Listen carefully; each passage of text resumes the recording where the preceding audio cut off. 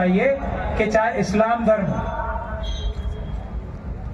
चाहे क्रिश्चियन धर्म हो, चाहे सिख धर्म हो, चाहे हमारे जितने भी महापुरुष गुजरे, और इस्लाम धर्म में तो ये साफ लिखा हुआ है कि प्रोफेट मोहम्मद से भी पहले दूसरे भी महापुरुष आए हैं, और निश्चित रूप से तथागत गौतम बुद्ध प्रोफेट मोहम्मद से पहले आए थे। तो हम सब लोग तो जो सोशल मैसेज ये सब लोग लेके आए थे,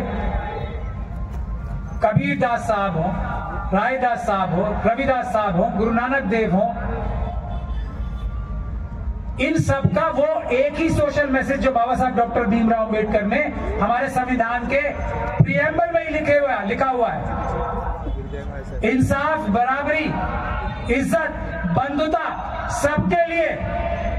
हम सभी उस तरीके से तथागत गौतम बुद्ध के प्रशंसक हैं, उनके मानने वाले हैं। ये बात हम सब हैं आपके साथ, और ये लड़ाई सबकी है।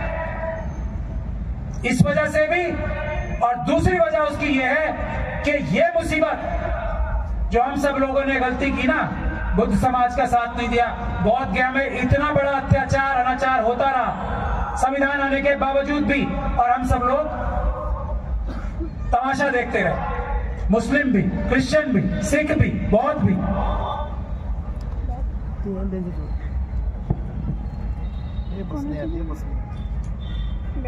करेंगे और मिलके लड़ाई जीतेंगे। 80% ये लड़ाई शर्तों पे होनी है, क्योंकि सुप्रीम कोर्ट के 4 जजेस भी ये बात बता चुके हैं कि उनके ऊपर दबाव है, तो उन्हें भी उस दबाव से बचाने के लिए हमें जन आंदोलन करना पड़ेगा।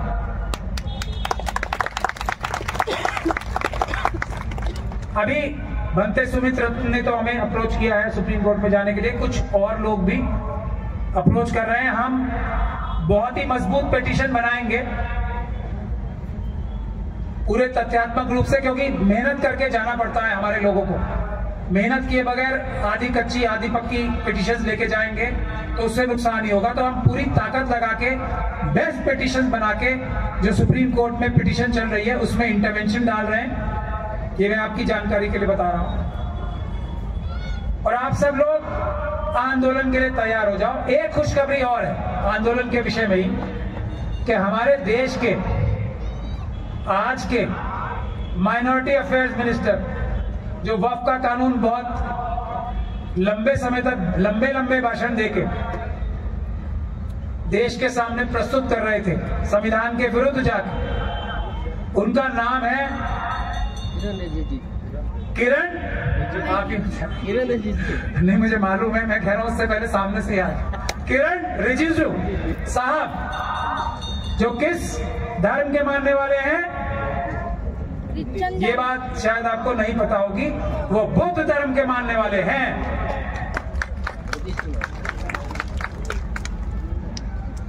तो उनको अगर रीढ़ की हड्डी है तो वो दिखानी पड़ेगी इस चीज के लिए, वरना उनकी कॉन्स्टिट्यूएंसी में अरुणाचल में भी बुद्ध समाज के कितने वोटर्स हैं वो इन्हें इस बार इलेक्शन में नजर आ जाए। मैं तो थोड़ी कड़वी बात करने के लिए जाना चाहता हूं। और बोलने दीजिए ना सर, बोलिए। और अब हम ये आंदोलन अगर होना है तो दिल्ली में किरण रिजिजू साहब के घर के बाहर भी ये आंदोलन बेशक होना है। एक मजबूत आंदोलन, एक प्रदर्शन तो उनके घर के बाहर भी होना है।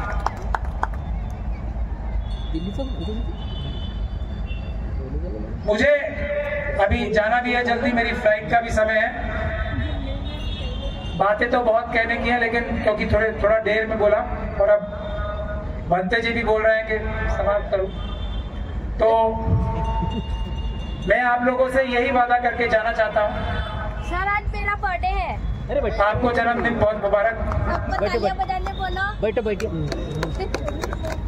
तो मैं यही वादा करके जा रहा हूं आज आपसे कि ये लड़ाई हम सब मिलकर लड़ेंगे और इस लड़ाई का अंत जल्दी होगा, देर नहीं लगेगी, अदालत में भी और अदालत के बाहर भी। और दास साहब यहाँ मौजूद हैं, उनकी जिम्मेदारी हम सबसे बड़ी है क्योंकि वो गया में ही है, बिहार में ही है। वहां उन्होंने अपनी जिम्मेदारी पहले से ही बहुत जबरदस्त तरीके से निभाई है, बिहार की असेंबली में भी और उसके बाहर भी। तो इनकी लीडरशिप में हम लोग लड़ेंगे, करात साहब की लीडरशिप में लड़ेंगे, अदालत में भी लड़ेंगे, पूरी ताकत पूरी जान लगा के लड़ेंगे। यही वादा करके मैं आप सभी लोगों से इजाजत लेता हूं। जय भीम, जय भारत, जय संविधान। मुस्लिम समाज के लोगों से, अभी क्रिश्चियंस का भी नंबर आ गया, ऑलरेडी डिसाइड कर दिया, उन्होंने डिक्लेयर कर दिया। क्रिश्चियन समाज के लोगों से, सिख समाज के लोगों से ये निवेदन और गुजारिश करने आया हूं कि सबसे बड़ी लड़ाई अगर धार्मिक स्थलों के बचाने की है, खास तौर पे अल्पसंख्यक समुदायों की, तो वो लड़ाई बुद्ध गया में हो रही है। अगर बुद्ध गया में हम जीते तो बाकी जो सुनामी आएगी ना फिर 84,000 बुद्ध विहारों की आजाद कराने की, उसके सामने कोई मनुवादी किसी अल्पसंख्यक धर्म के खिलाफ खड़ा नहीं हो पाएगा, ऐसा मेरा दावा है। इसलिए मैं सभी अल्पसंख्यक समुदाय के लोगों से ये गुजारिश कर रहा हूं, आम जनों से, आम लोगों से, भूल जाइए अपने नेताओं को। नेता वही है जो आप लोगों से आगे खड़े होके पुलिस की लाठी पुलिस की गोली खाएगा। नेता वही है जो जेल जाने के लिए आपसे पहले खड़ा होगा, वरना कोई नेता नहीं है हमारा। सीधी सीधी बात है। और शेड्यूल कास्ट जो माइनॉरिटी अफेयर्स की सब कमेटी थी, उसमें कौन कौन आते थे? शेड्यूल कास्ट, शेड्यूल ट्राइब, मुस्लिम, सिख, क्रिश्चियन, बौद्ध, पारसी और एंग्लो इंडियन। तो ये माइनॉरिटी की जो मैंने आपको अभी ग्रुप्स बताए हैं, इसकी आज की तारीख में अगर पाकिस्तान नहीं बनता, अगर देश का विभाजन नहीं होता, और देश का विभाजन होने की एक ही वजह थी सिर्फ, जो वजह आज तक ज्यादातर लोग बता ही नहीं पाते, बहुत कम लोग बताते हैं। देश का विभाजन होने की सबसे बड़ी वजह यह थी कि बाबा साहब डॉक्टर भीमराव अंबेडकर के साथ मुस्लिम समुदाय था, और इसलिए प्रधानमंत्री का पद सिर्फ और सिर्फ बाबा साहब डॉक्टर भीमराव अंबेडकर एक ऐसे व्यक्ति थे जिसके लिए सब लोग तैयार हो जाते। बाबा साहब को प्रधानमंत्री नहीं बनने देना था, इसलिए हमारे देश का बंटवारा हो, यह है वजह। वरना आज विश्व गुरु तो हम वैसे ही होते, आज मोदी जी को जाके हाथ बांध के बैठना नहीं पड़ता। तो ये बात है, हमारे लिए ये भी आवश्यक है आज। और मैं बीटी एक्ट पे भी आऊंगा, थोड़ी सी बातें बताऊंगा कि बीटी एक्ट में सबसे बुरा क्या। उससे पहले मैं एक बात, कारत जी मेरी बात आप सब लोग ध्यान से सुनेंगे, ये आंदोलन चलना कैसे, क्योंकि मेरा मानना ये है बाबा साहब डॉक्टर भीमराव अंबेडकर के संविधान से। इसीलिए बावजूद इसके कि हमारे पास शक्ति है, आज हम संवैधानिक रूप से, पीसफुल रूप से काम करेंगे। यह हमारा कॉल और वचन है। और हमारा कोई भी व्यक्ति SC, ST, OBC और माइनॉरिटी का कभी भी किसी भी आंदोलन में हिंसा करता ही नहीं है। भले ही जो भी लोग आते हैं वो RSS के एजेंट होते हैं, हिंसा करने वाले, बाहर से या अंदर से। और अगर इस दौरान, इस आंदोलन के दौरान जो भी आपके ऊपर गैर संवैधानिक कानूनी कार्रवाई होगी, और हमारे कुछ मुस्लिम समाज के भाइयों के खिलाफ यहां नागपुर में अभी इतना बड़ा संवैधानिक विरोधी कार्य यहाँ की प्रशासन और पुलिस के लोग, भ्रष्ट अधिकारी कर रहे हैं कि मुस्लिम जो बासु है वो भी वही है, हमले भी मुस्लिम समाज के ऊपर हुए और मुकदमे भी उन्हीं के ऊपर कर दी। तो जैसे कपिल मिश्रा के खिलाफ FIR हुई है ना अभी, उसके साथ बहुत सारे पुलिस अधिकारियों के लिए, DCP सूर्या साहब के ऊपर भी जो साथ खड़े देखे थे ना आप सब लोगों ने, एक DCP साहब कपिल मिश्रा जी के खिलाफ साथ वो बकवास करते हुए, उनके खिलाफ भी एफआईआर हुई है। तो मेरा ये कहना है नागपुर के प्रशासन से, संविधान सबसे ऊपर है। संविधान की शपथ के बाहर जाके जो भी कार्य करेगा वो अपराधी होगा, और अपराधी आज नहीं तो कल जेल जाएगा, ये भारत का संविधान कहता है। तो ध्यान रखें। तो मेरा कहने का मतलब ये है कि हमारे एससी, एसटी, ओबीसी और मुस्लिम, सिख, क्रिश्चियन बहुत के लोग जो, और ओबीसी समाज में भी ज्यादातर लोग सम्राट अशोक के ही वंशज हैं। सिर्फ अभी उन्हें वो बात ठीक से याद नहीं आ रही, आ जाएगी बहुत जल्दी। उनके जो बुद्धिजीवी हैं उन्हें यह बात अच्छी तरह पता है कि वो भी सम्राट अशोक के ही वंशज हैं।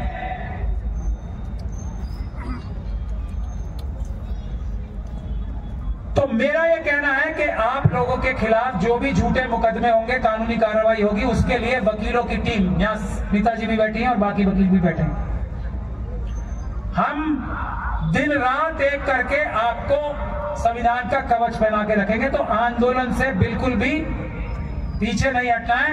आंदोलन तो होना ही है, सबसे बड़ा आंदोलन होना ही है।